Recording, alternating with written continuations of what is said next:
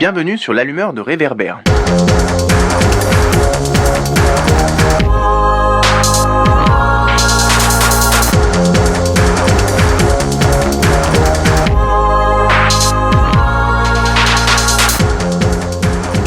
Bonjour à tous, je suis Georges Brites, c'est moi qui animerai ce premier épisode de l'allumeur de Réverbère, un podcast qui vise à donner une autre lecture des réalités politiques et sociales, à déconstruire les codes établis et à mettre en lumière des initiatives individuelles innovantes et courageuses.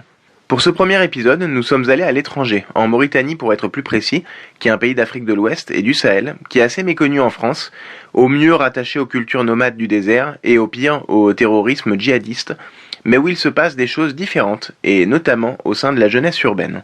Donc là, on s'est rendu à Nouakchott, la capitale, et le 17 septembre dernier, nous sommes allés à la rencontre de Khadijetou Ba, une jeune étudiante qui a lancé depuis quelques mois une campagne contre la dépigmentation, qui est un phénomène très répandu dans de nombreux pays d'Afrique de l'Ouest, qui concerne notamment les femmes, et qui consiste à se blanchir la peau à partir de produits disponibles sur le marché, des crèmes ou encore des injections. À travers ce sujet de la dépigmentation, c'est le concept de beauté, le rapport au naturel, le rapport au corps aussi dans cette société complexe qu'est la société mauritanienne que nous allons questionner. Voilà, très bonne écoute.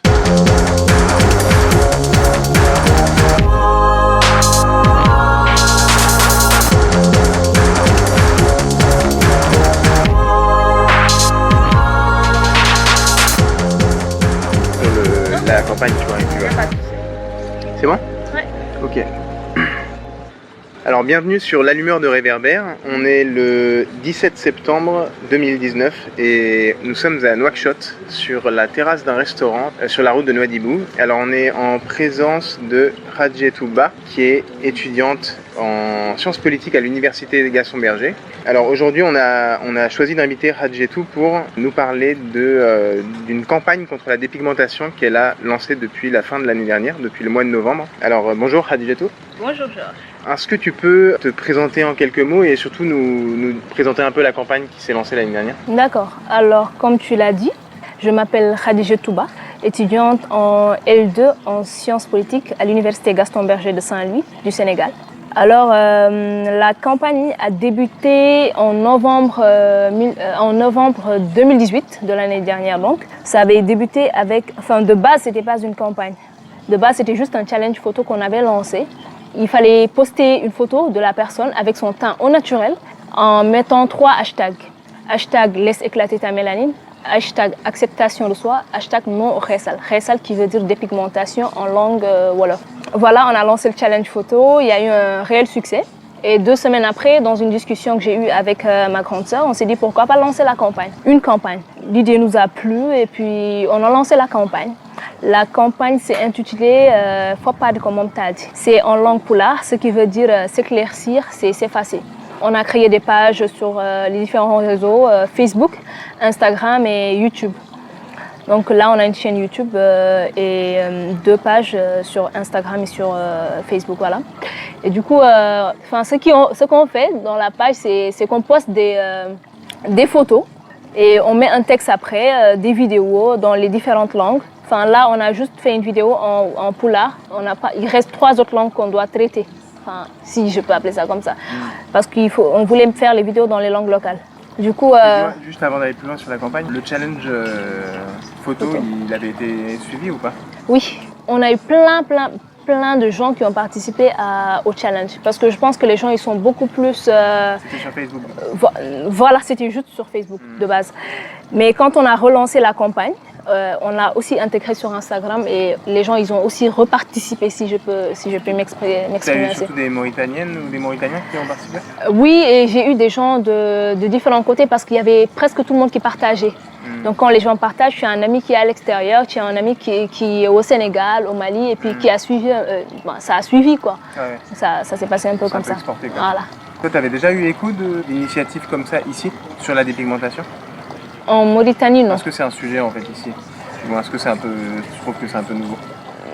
La campagne, je pense que c'est un peu nouveau. Mais le sujet, je pense que les gens, ils en parlent, voilà. Ils savent déjà, à mon avis. Est-ce que tu peux nous expliquer un peu comment c'est fait pour toi ? En fait, quel cheminement t'as amené ? Il y a eu quoi comme déclic ou qu'est-ce qu'il y a eu comme cheminement intellectuel qui t'a fait vraiment vouloir agir un peu sur cette question de la dépigmentation? Voilà. Déjà, il faut savoir que je suis de teint très très très foncé. Ouais. Et au début, j'étais plus cheveux parce que j'ai arrêté de me défriser il y a de cela 4 ans. Et ça a commencé comme ça. J'ai commencé à revendiquer, je sais pas comment appeler ça, mon africanité entre guillemets. Du coup, j'ai commencé avec les cheveux. Après, le teint, parce que j'aime beaucoup la photo aussi. Du coup, je me prenais en photo et j'avais des amis qui étaient photographes un peu, ou des amis à ma grande sœur qui aimaient bien. Ils disaient que j'étais une bonne africaine, entre guillemets. Elle est noire, elle a les cheveux crépus et tout ça. Même si je ne crois pas qu'on puisse catégoriser l'africaine comme ça. Ouais. Alors, du coup, ils aimaient bien. Donc, j'ai commencé à jouer avec ça, avec le teint, avec les cheveux. Et une chose en a entraîné une autre, et puis voilà. Est-ce que tu peux nous expliquer déjà qu'est-ce qu'on entend par dépigmentation? Il y a quoi derrière ce mot et c'est quoi aussi les enjeux derrière? Ok. Alors déjà, la dépigmentation artificielle, c'est le fait de se pommader et puis d'utiliser des substances afin d'éclaircir sa peau, en quelque sorte. Donc là, on perd petit à petit sa mélanine et puis la personne, elle devient claire. Donc il y a des crèmes, des gels, des médicaments à prendre. De base, ce sont des médicaments destinés à l'usage médical, je pense. De base, mais après, ils sont dérivés de leur... Tu as des exemples? L'hydroquinone, il y a les corticoïdes, il y a le mercure, ça, ce sont les principes actifs. Et après, ils sont mélangés à quelque chose. Tu as dit dépigmentation artificielle, tu l'opposes à quoi? À naturelle? J'ai entendu parler de la dépigmentation naturelle, mais je ne suis pas très, comment ça s'appelle? Je ne suis pas je suis pas très informée sur ça, donc je ne préfère pas m'aventurer dans ce... D'accord, donc là tu as parlé des pommades? Oui, il y a des pommades, il y a des injections aussi. Et ça sonne pas trop naturel ça aussi? Non, pas du tout. Il y a des injections aussi, et puis il y a des gels et tout ça. Tout ce qui est applicable, quoi. On a une idée un peu de l'ampleur du phénomène. Genre, même si c'est pas Mauritanie, mais même dans un autre pays, est-ce qu'on a une idée du nombre de gens qui se dépigmentent en moyenne, du nombre de produits qui sont vendus? T'as une vague idée de ce truc-là ou pas? En échangeant avec des gens du secteur plus médical, t'as déjà eu des infos là-dessus ou... J'ai déjà échangé avec un dermatologue. Il faut dire qu'il m'a dit que la plupart des femmes qui venaient, qui étaient dépigmentées, c'est qu'ils étaient au stade, qui voulaient arrêter, mais c'est après qu'ils se rendaient compte qu'ils ne pouvaient plus faire machine arrière. Parce qu'il faut savoir que quand on se dépigmente dans une certaine durée, après on ne peut plus... Ouais, c'est un cercle vicieux. Voilà, après on ne peut plus arrêter. Enfin, on peut arrêter, mais on ne récupère pas son teint initial, en quelque sorte. Alors, il faut prendre en compte aussi la durée et puis les produits qu'on a déjà eu à utiliser. Il y a des produits beaucoup plus corrosifs que d'autres. Ok. Toi, à titre personnel, comment t'expliques ce phénomène de dépigmentation? Parce que c'est tellement étendu au-delà de Mauritanie, mais même dans beaucoup de pays et même dans certaines sociétés asiatiques, on entend que le fait à un moment d'avoir la peau très blanche, c'était aussi un critère de beauté parce que ça indiquait le côté un peu bourgeois. Ici en Mauritanie, comment tu interprètes ce phénomène en fait? Comment tu l'expliquais? Je pense que c'est la même chose. Là aussi, c'est un critère de beauté. Il faut savoir qu'en Mauritanie, il y a 2 races entre guillemets. Donc il y a les gens de peau claire et d'autres de peau foncée. Je pense qu'il y a il y a 1 million de personnes entre les deux, on ne sait pas trop les chercher des fois. Voilà aussi. Mais ceux que tu appelles les 1 million de personnes qui sont au milieu, eux aussi se dépigmentent. Ouais. Voilà, eux aussi se dépigmentent. Et puis je pense qu'il y a un certain complexe. C'est un critère de beauté aussi. Donc les gens ils se disent, si je suis plus claire, je suis plus aimée des hommes, par exemple. Ou dans les familles métissées aussi, il y a ce problème-là. Par exemple, si moi, mes 2 parents, ils sont de teint foncé, et que ma mère, elle se remarie avec quelqu'un d'autre qui a un teint clair et que, il y a un enfant qui est né de cela. Les gens ont l'impression que l'enfant qui est issu de l'autre mariage, qui est du monsieur un peu plus clair, est beaucoup plus, beaucoup plus joli, en quelque sorte. D'accord. Voilà, c'est juste un exemple que je donne. Tu as dit que la femme plaise à l'homme, et donc c'est vraiment très spécifique aux femmes, quoi. C'est genre des hommes qui se dépigmentent. En Mauritanie, il y a plus de... de toute ma vie, je pense que j'ai eu à rencontrer que 2 hommes, tout au plus, qui se dépigmentaient, et même ça, on ne le dit pas à haute voix. Tu l'as vu parce que tu as constaté que sa peau était dépigmentée? Oui. Oui, tu en as parlé. Non, c'est parce que j'ai constaté et puis que les gens autour, ils en parlaient. Voilà. Du coup, la faute à qui? c'est le monde de la pub, c'est les entreprises qui vendent des produits qui mentent. Non, mais je pense que la faute, elle est à tout le monde, à la personne qui se dépigmente, à son entourage, à ses parents, à la télé, au gouvernement. Et voilà. Parce que, je sais pas, j'ai eu une discussion la semaine dernière avec une dame. Elle me disait que, voilà, depuis qu'elle était petite, on lui disait que, voilà, on favorisait plus les femmes qui étaient de peau claire dans sa famille. Celle-là, elle est très jolie, elle a la peau claire, surtout le aîné. Donc les dessins qu'on met sur les mains quand on a des mariages, des cérémonies et tout ça, ça ressort plus quand on est de peau claire. Ah, ok, d'accord. Du coup, plus ça se voit et plus c'est... Voilà quoi, donc c'est un peu ça. Et déjà il y a l'entourage qui donne pas forcément de la confiance à la personne, qui rassure pas la personne. Et la personne elle a besoin d'être rassurée, surtout l'enfant. Il y a l'entourage et puis il y a la télé parce que c'est à des heures d'audience qui mettent des publicités de crème dépigmentante et tout ce qui va avec, enfin pas forcément la télé mauritanienne mais les télés qu'on regarde à la maison, la télé sénégalaise ou autre chose. C'est nouveau ce phénomène ou est-ce que ta grand-mère ou ton arrière-grand-mère, est-ce qu'elle aurait cherché à se dépigmenter parce que c'était une référence parce que la référence du beau c'était avoir la peau claire, ou est-ce que c'est un peu nouveau? Enfin, ma grand-mère je pense pas qu'elle se serait dépigmentée, mais je pense que je pense que c'est ancien en fait. C'est vraiment ancien. Parce que tu vois, ici, moi j'ai déjà entendu par exemple des gens dire que c'était un truc qui venait de l'Occident. Comme souvent, les gens voient l'altérité noir-blanc, en gros, comme le blanc c'est l'occidental et que le noir c'est l'africain, si les critères de beauté qui sont plus ou moins imposés dans la société, ils dévalorisent tout ce qui se rattache plutôt à l'africanité, c'est-à-dire la peau noire, les cheveux crépus, etc. Ben, ça veut dire que ce qui est valorisé, c'est ce qui est de l'autre côté. Et du coup, ben, en fait, il faudrait aussi blâmer ceux qui sont de l'autre côté. Qu'est-ce que tu en penses de ça? Parce que c'est la faute aux Occidentaux quand ils sont arrivés en Afrique qui ont dit maintenant ce qui est beau c'est ça? Peut-être bien parce que j'ai vu un petit reportage qui parlait, le reportage ou le documentaire qui m'a poussé à arrêter de me dépigmenter, non pas dépigmenter mais de me défriser les cheveux. Okay. Ça parlait de cela, donc c'était un complexe, les cheveux crépus. Okay. Donc c'était pendant l'esclavage. On disait aux femmes noires de se couvrir la tête parce que leurs cheveux ils étaient moches et qu'ils étaient crépus. Donc pour qu'ils ressemblent beaucoup plus aux maîtres, entre guillemets, donc aux blancs, elles se défrisaient les cheveux. Donc elles avaient les cheveux lisses. Et la dépigmentation c'est la même chose, ça a commencé comme ça. Donc c'est un peu la même chose. Après la faute c'est aux blancs, comme je l'ai dit, moi je pense que la faute est à tout le monde. Hein. C'est un peu tout le monde qui est fautif. Bon, en tout cas, c'est sûr qu'en Europe, on a les mêmes problèmes. Rien que les réactions qu'il y a eu cette année ou l'année dernière, lorsque la porte-parole du gouvernement français, elle a été nommée avec sa coupe afro et elle a été objet de tellement d'insultes sur Internet. En fait, ça montre juste quoi, c'est vraiment hyper international en fait de dévaloriser tout ce qui est rattaché un peu à ce qu'on rattache à l'africanité quoi, ou à la négritude, c'est-à-dire les peaux sombres, les cheveux, même des témoignages de femmes qui devaient faire des métiers visibles, c'est-à-dire d'accueil ou etc. et à qui on a demandé de se lisser les cheveux parce que coupe afro ça fait pas sérieux. Ouais, ils disent discipliner les cheveux. Ouais, discipliner les cheveux. C'est sûr, hein. Il y a un vocabulaire. Voilà, spécifique. Ils disent qu'il faut discipliner les cheveux. Après, ouais, c'est international comme tu as dit, c'est vraiment internationalisé. Et du coup, même moi, quand je laisse ma tête sous forme d'afro ici, en Mauritanie, quand je passe, tu vois des regards, les gens, il y a comme le regard, il est là. Parce que toi, tu gardes une coupe afro des fois quand tu viens ici? Oui. Enfin, c'est très rare que je le fasse ici à Nouakchott parce que le regard, il est vraiment présent. Et parfois, c'est super gênant. C'est quand tu es au Sénégal, tu le fais plus souvent? Je fais plus souvent au Sénégal. Au Sénégal, excuse-moi de te couper, mais au Sénégal, la dépigmentation, il y en a aussi. Mais il y a moins de remarques sur les cheveux, par exemple?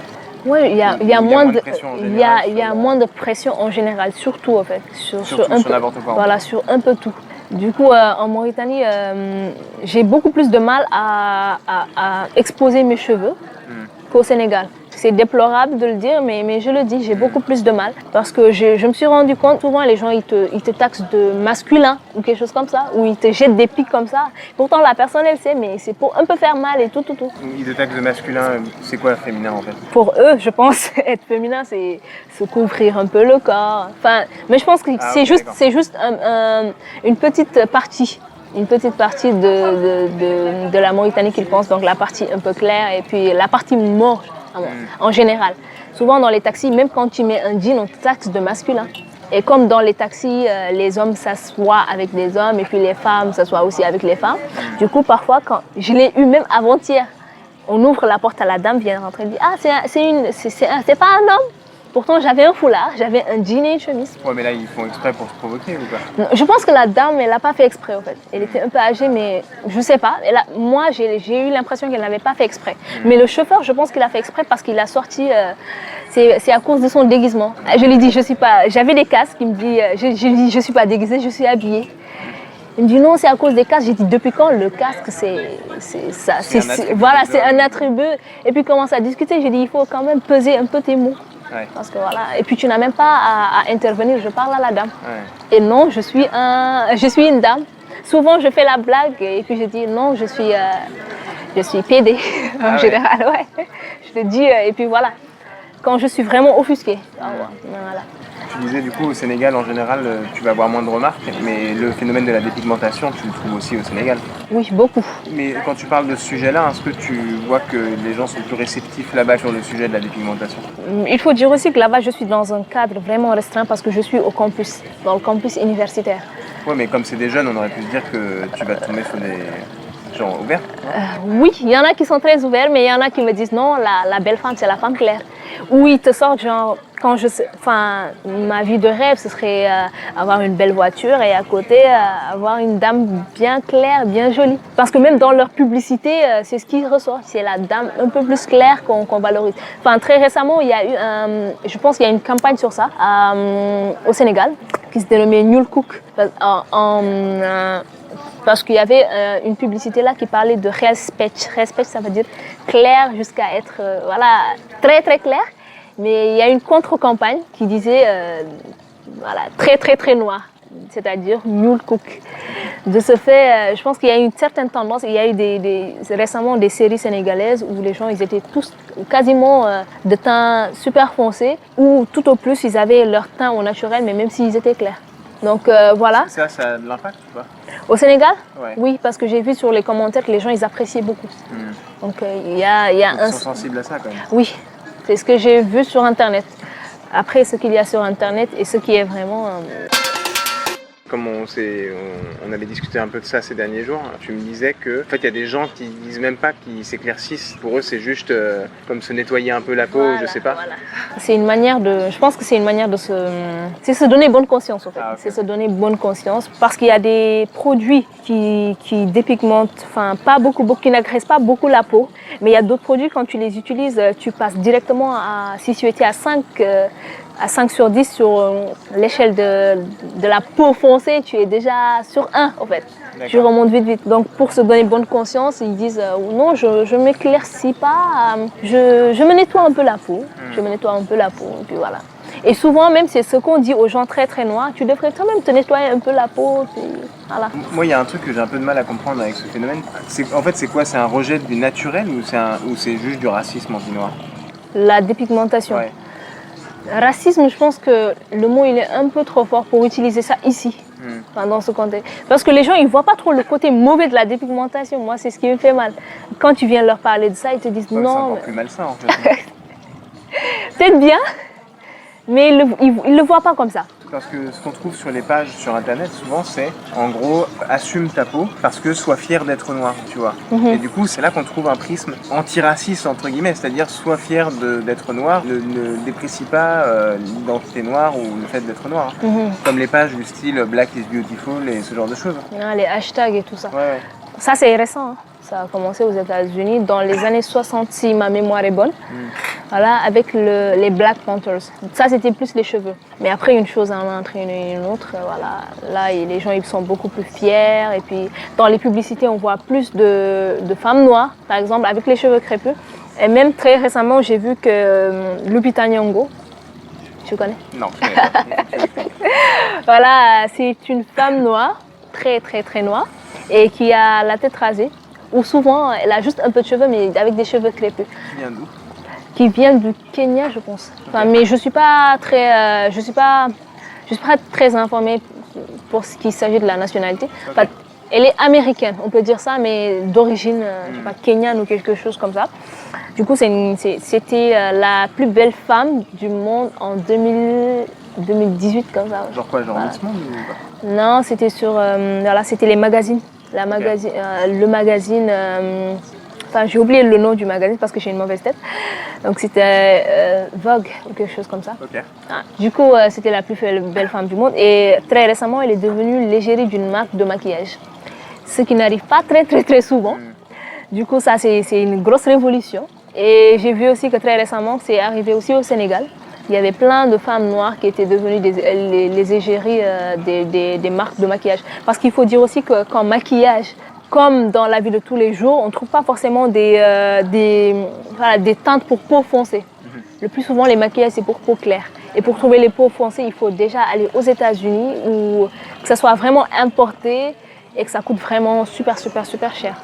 Comment t'expliques que maintenant les marques prennent des égéries à peau plus foncée, ils cherchent un nouveau marché ou alors ils ont vraiment travaillé sur ça ou pas? Je pense qu'ils cherchent déjà un nouveau marché parce que de plus en plus les gens ils reviennent au naturel. Donc ils reviennent au naturel, les cheveux, le teint. Mais là tu dis au Sénégal plutôt.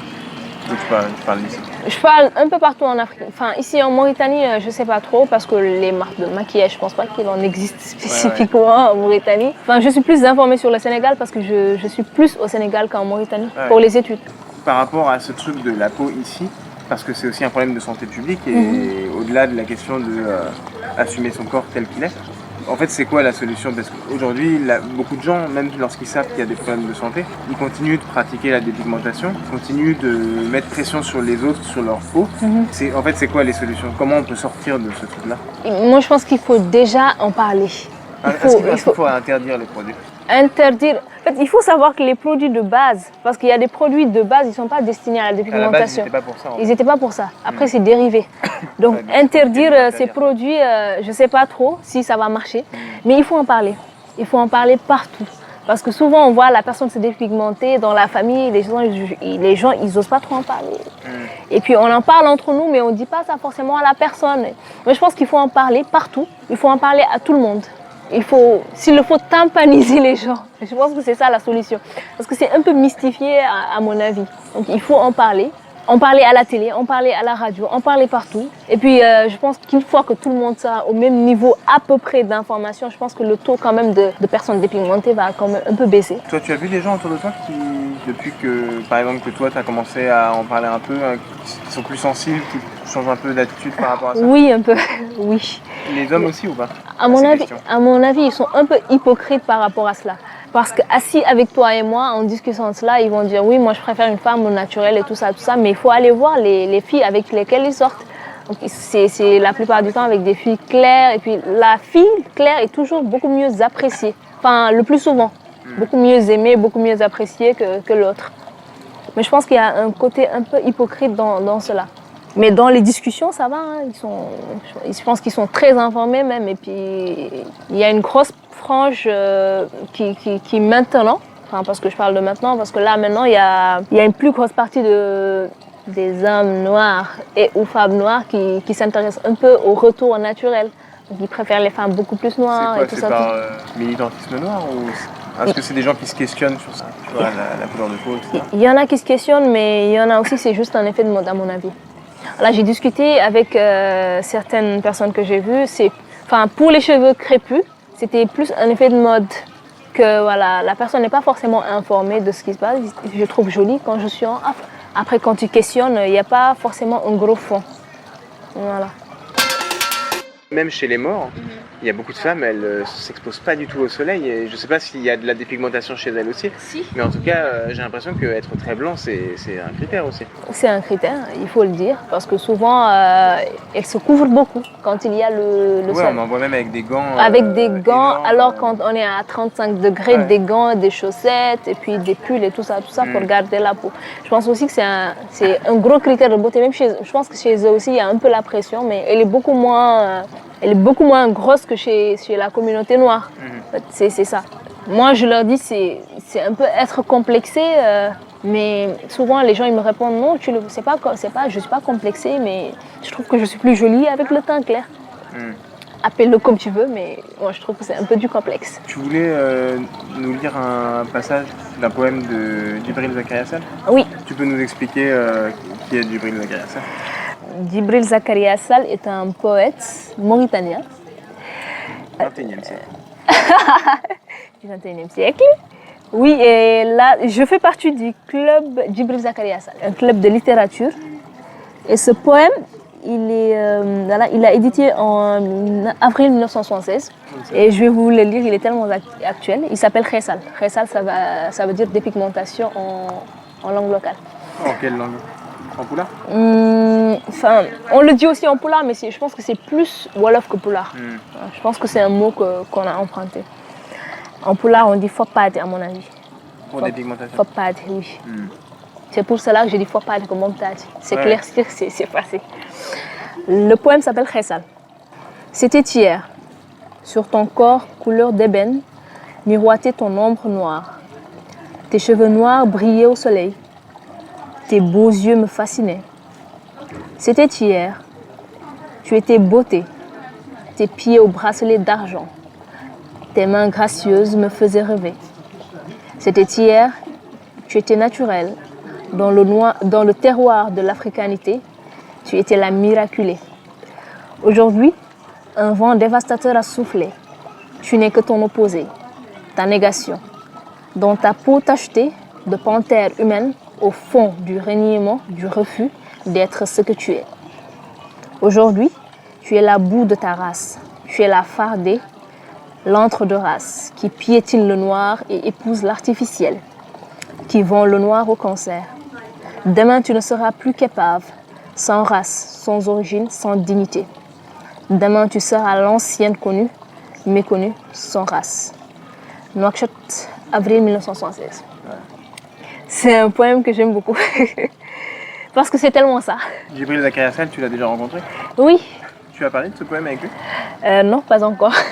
Mais ça veut dire qu'année 70, il l'avait écrit ? Oui, en 76. C'est-à-dire que lui-même était sensible sur cette question il y a un moment. Oui. Et d'ailleurs, tu me donnes l'idée. Voilà, je viens de m'en rendre compte là. Ouais. Je viens vraiment de m'en rendre compte. Là, ça fait plus de 40 ans, quoi. C'est énorme. Ouais. Et c'est toujours d'actualité, hélas. Ouais. Est-ce qu'il y a une dernière info, un conseil, un cri du cœur que tu veux lancer pour clôturer ce podcast peut-être s'il y a des infos par rapport à la campagne que tu avais lancée ou une information ? Oui, alors voilà. Si pour toute personne qui a de l'expérience sur ça, qui peut nous faire des exposés et tout ça, on est preneur parce qu'on tourne des vidéos, on a besoin de témoignages aussi sur les pages, nos différentes pages pour alimenter tout cela. Donc si quelqu'un est sensible à cela. Et puis on est ouvert aussi, donc s'il y a besoin de discussion ou de conseils, voilà, on est preneur. La page Facebook, c'est Laisse éclater ta Mélanie. Et sur Instagram, c'est @laisse éclater ta.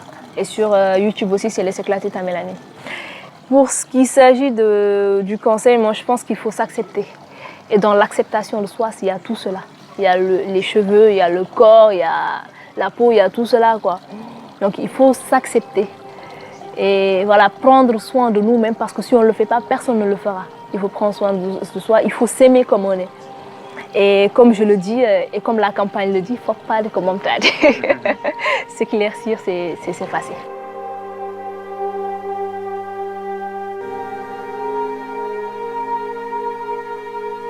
Qui t'a appris à haïr la texture de tes cheveux ? Qui t'a appris à haïr la couleur de ta peau, à tel point que tu te la blanchis pour être comme l'homme blanc ? Qui t'a appris à haïr la forme de ton nez, la forme de tes lèvres ? Malcolm X, cité par Joyce Bert dans son livre Empowerment et féminisme noir, aux éditions Anakaon. On arrive à la fin de ce premier épisode sur ces conseils de Khadijetou, qu'on remercie et à qui on souhaite du courage pour la suite. Vous trouverez sur le blog les liens internet relatifs à la campagne contre la dépigmentation dont il était question.